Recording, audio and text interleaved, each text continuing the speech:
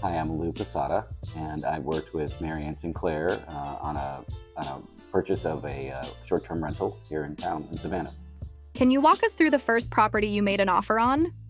We made an offer on a place that, and honestly, I think we took too long. We went in full price, and they said no because they had taken it off the market. They were taking the same day actually that we submitted it. They took it off the market because I guess they were whoever they were working with, the agents, they were just tired of having it listed because while they had it listed, they weren't renting it.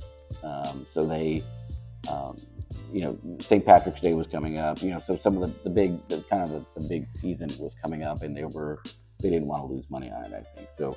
We even offered to stall the purchase until after whenever they wanted after the high season was over to let them recoup some of that revenue, and they still said no.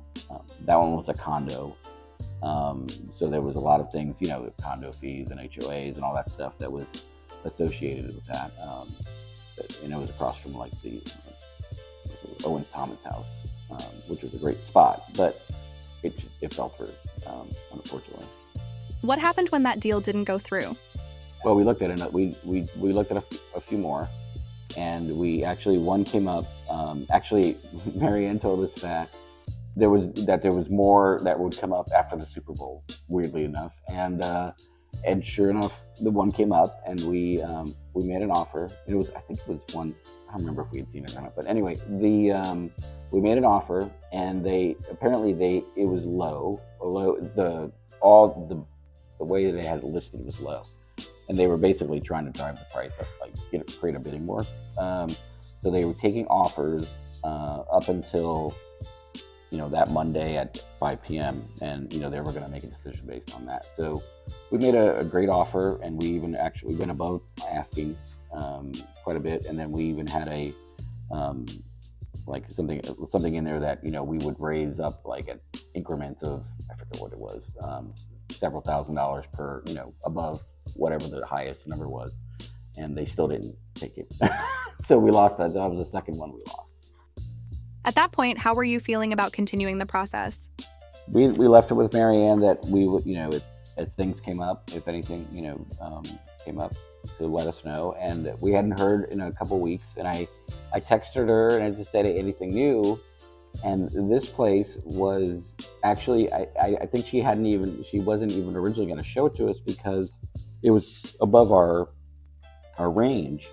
But we took a look at it, and the nice thing was that it was bigger than what we had been looking at. It was a freestanding, well, it was a row house. So instead of condos, both the other two were condos, and so we didn't have, even though it was more from a purchase perspective, the cost associated with it, when you add in the HOAs and the condo fees and stuff, it was actually going to be less money for us. So out of pocket. So it made sense financially to do that. They had just lowered it by $100,000. It was significant, and we went in below that a little bit, and they accepted it the next day. So we were we were like frustrated, but luckily, she we ended up looking at the listing, even though, because I knew why she hadn't showed it to us, because it was really it was above where we had told her we were going to be. But I'm glad that